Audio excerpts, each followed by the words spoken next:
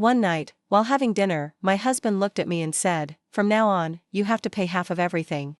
I can't keep feeding a freeloader." For a few seconds, I didn't even process what I'd just heard. I thought maybe he was joking. Tom loved his dark humor, but his eyes stayed cold and sharp, like he'd been waiting to say it for weeks. The steak on my plate had gone cold. The candlelight flickered between us, and all I could hear was the faint hum of the refrigerator. I opened my mouth to speak, but nothing came out. How do you respond when the person you gave up everything for calls you a burden? 7 years. That's how long I'd built my life around him. I left my job in marketing because he wanted a traditional home.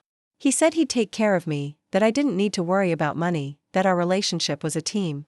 But somewhere along the way, that promise twisted into a quiet kind of control. Tom liked order, his kind of order. Dinner ready by 7, shirts ironed by color, bills paid on time, conversations scheduled like meetings. He thrived on perfection. And for years, I thought keeping up with that made me a good wife. Now, he was sitting across from me, wine glass in hand, talking about splitting bills as if we were roommates. "I just think it's fair," he added casually, cutting his steak. "I work hard, Evelyn. You stay home, cook a bit, clean a bit. But I can't keep shouldering everything. It's not sustainable." My throat burned. I wanted to tell him I'd carried more than he could ever imagine: the mental load, the emotional labor, the invisible weight of every forgotten birthday and every quiet apology.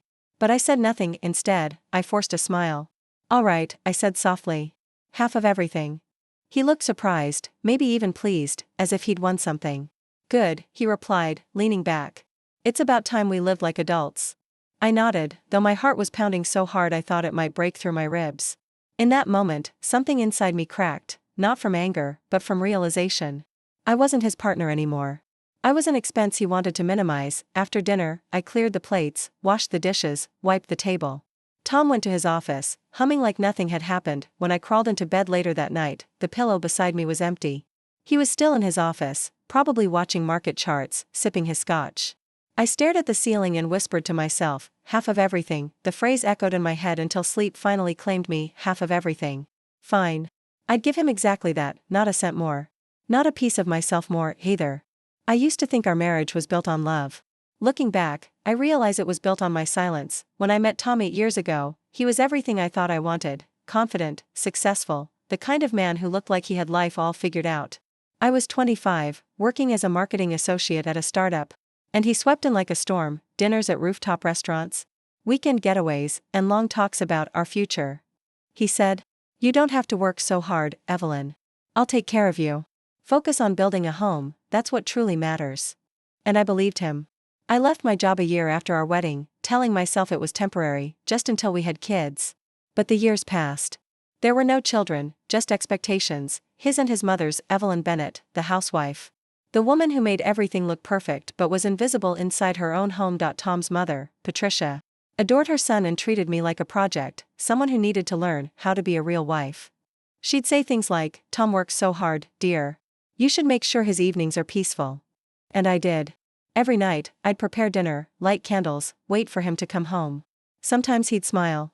Other times, he'd barely look at me. I stopped recognizing the woman in the mirror. My world had shrunk to the size of our kitchen, the grocery lists, and the laundry basket. That first week after his announcement, half of everything, I moved like a ghost around the house. Tom acted as though nothing had changed. He still left his dishes in the sink, his socks on the floor, his expectations hanging in the air like invisible rules, but something had shifted in me. I started keeping track of everything. The hours I spent cooking, cleaning, managing the house. The groceries I bought, the electricity bills, the meals I cooked. I wrote it all down, line by line, in a small black notebook. If we were splitting everything, I wanted to know what everything really meant. At night, when Tom fell asleep on the couch, I sat by the window with my laptop open, scrolling through old job listings. My LinkedIn profile was outdated, frozen in time. Like me, sometimes I wondered what my old colleagues were doing. Did they remember me? Did they know how much I'd changed, or maybe how much I'd disappeared? The silence of the house became unbearable. Even the ticking clock felt like judgment. But then, one night, as I watched Tom close his office door behind him without a word, I felt something strange. Not anger, not pain, and determination. For the first time in years, I whispered to myself, "I want my life back." I didn't know how yet. But I knew the moment had come. It started with the laundry. One morning, I folded my own clothes neatly and left Tom's piled in a basket at the foot of the bed. When he came home that evening and saw them, he frowned. "Why didn't you do mine?" he asked. I looked up from my book.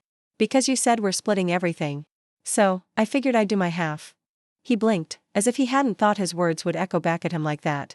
That's not what I meant. Oh? I tilted my head. Then what did you mean? He didn't answer. That week, I stopped cooking for him, too. I made small, simple meals for myself and left the fridge organized, half for me, half for him.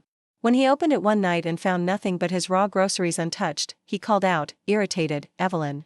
Why is there nothing to eat? I walked in, calm and polite. There's food, Tom. You just have to cook it. You know, your half. He stared at me like I'd grown another head. For years, I'd done everything automatically, set the table, planned the meals, kept the house spotless. I never realized how much of myself I poured into making his life comfortable.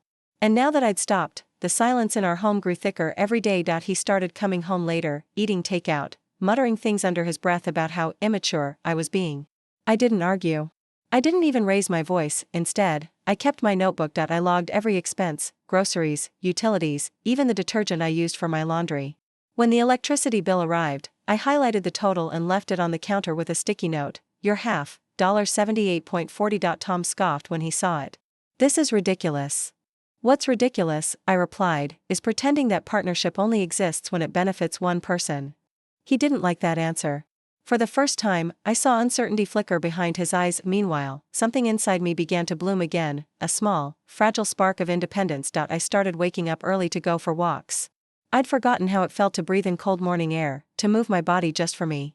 I joined a community group that met at the library every Thursday, people sharing career resources and local job openings. They didn't know my story, they just treated me like I mattered. One afternoon, I updated my resume. It was clumsy, outdated, and full of holes, 7 years worth of gaps labeled homemaker. But I didn't feel ashamed anymore. Those years had taught me endurance, organization, diplomacy. Skills I hadn't realized I had. I sent out 3 applications that week. Tom didn't notice. Or maybe he didn't care. He was too busy complaining to his mother about how I'd changed. But I had, the version of me who used to wait up for him. Who used to flinch at his size. She was gone, and for the first time in a long time, that didn't scare me. It thrilled me. By March, things had settled into a strange rhythm. Tom and I barely spoke. We moved around each other like polite strangers, 2 people sharing walls but not a life. I had found a part-time marketing gig with a local boutique. Remote work that paid modestly but gave me something money couldn't buy, pride. One night, I sat in the living room sending an invoice to my client when Tom's phone buzzed on the coffee table. Normally, I wouldn't have cared. But the preview lit up, thank you again for the transfer, couldn't have paid rent without you. My stomach sank, the name on the screen, Melissa. His ex. The one he told me was just a part of the past. I stared at the message, my heart pounding. 100 thoughts collided in my mind, disbelief, anger, humiliation. I didn't open the phone. I didn't need to. I simply took a photo of the screen with my own. That night, I lay awake beside him, the glow of his breathing infuriatingly calm. Every bill he demanded I split, every insult about freeloading, it all suddenly made sense. He hadn't wanted equality. He'd wanted freedom to give his money elsewhere. 2 days later, I checked our shared account. The transfers were right there, small amounts at first, then hundreds. Always to Melissa. My hands trembled as I printed the statements and slid them into a folder labeled proof. That evening, I sat at the dining table waiting for him to come home. When he walked in, his tie loosened and his usual scowl ready, I didn't shout. I just pushed the folder toward him. What's this? He muttered. Your half, apparently, I said softly. The one you've been sending to Melissa. He froze. You went through my. No. Your phone did that for me. For a long moment, he said nothing. Then he tried to laugh it off. She was having a rough time. I was helping her out. With our money? I asked. Or just mine? His jaw tightened. Don't twist it. You're being dramatic. I leaned forward. You called me a freeloader, Tom. You humiliated me at that table. And all this time, I was the one paying for your generosity to another woman. He slammed his hand against the table. You're paranoid. The sound echoed through the house, but I didn't flinch. I met his eyes, steady and cold. If you raise your voice again, I'll let your mother know how you've been spending your half. And that stopped him, because nothing terrified Tom more than disappointing his mother. I didn't have to tell her, not yet. She called a few days later, complaining about how distant I'd been. I told her, gently, that I was just following her son's rule, splitting everything evenly. There was silence on the other end. I see, she said at last. By April, Tom had started avoiding me entirely. The air between us was sharp, brittle. I kept my job, my savings, my distance. And though I didn't say it out loud, I knew something had shifted forever. I wasn't just surviving anymore. I was preparing. May began with a letter, thick, official, and humiliating, petition for divorce, Thomas Carter versus Evelyn Carter. He was suing me in his claim. He accused me of emotional neglect, financial manipulation, and failure to fulfill marital duties. The words blurred as I read them. My hands shook, not from fear, but from the absurdity of it. After everything, he was painting himself as the victim. When I showed the papers to my lawyer, Ms. Green, she exhaled slowly and said, "He's trying to intimidate you. But you've got the stronger case, if we play it right." So we did for weeks. I organized every scrap of evidence I had, spreadsheets of our split bills, screenshots of his messages to Melissa, copies of his transfers, notes of every argument since March. I stayed up late, labeling each file like I was building a fortress. When the hearing day came, I dressed simply, navy blazer, hair tied back. No tears, no fear. Just calm precision. Tom arrived in an expensive suit, flanked by his lawyer and his mother. He didn't look at me, but I caught the faint twitch in his jaw. He hadn't expected me to show up looking composed. The judge began. Tom's lawyer spoke first, painting him as a hardworking man who had been taken advantage of by a wife unwilling to contribute equally. I let them finish. Then, when it was my turn, Ms. Green handed the judge a folder marked Exhibit A. Inside were screenshots of Tom's messages. "Melissa, I'm short on rent again." "Tom, don't worry, I'll send more. Evelyn's finally paying her share now." Gasps rippled through the courtroom. Tom's mother's face turned white. "Exhibit B," Ms. Green continued, placing printed bank statements on the table. "Multiple transfers to Miss Melissa Harris, taken directly from joint funds." Tom's lawyer sputtered, "Those were charitable donations." "Charity," Ms. Green said evenly, "that includes heart emojis?" The room tensed, then I stood up. "Your Honor," I said softly, "when my husband decided marriage was a financial arrangement, I followed his logic. I split every bill, every meal, every chore. But I didn't realize I was also funding his affair." Tom jumped up. "She's lying."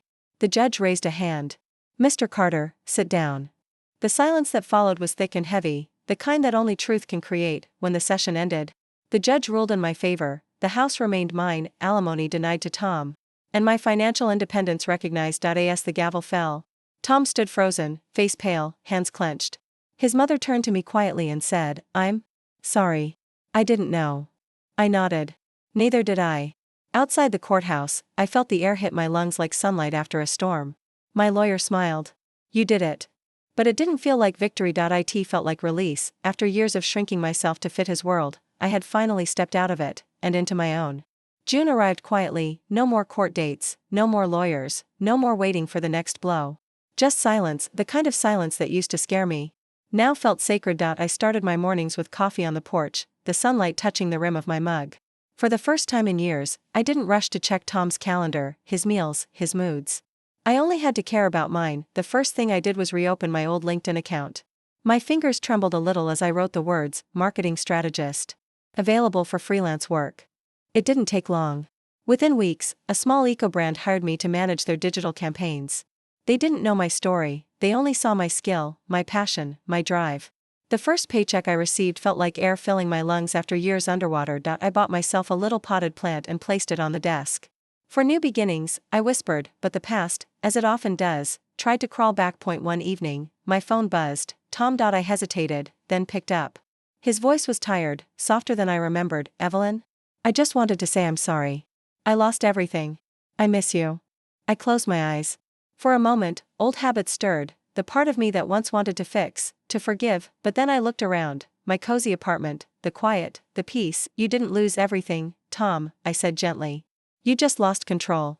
That's different." He was silent for a long moment before whispering, "Can we start over?"